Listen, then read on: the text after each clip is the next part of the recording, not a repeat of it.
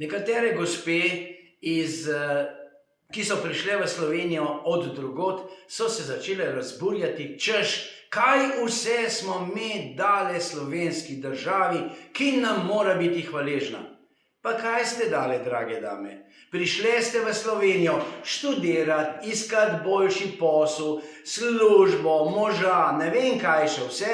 To se pravi tipični ekonomski migranti.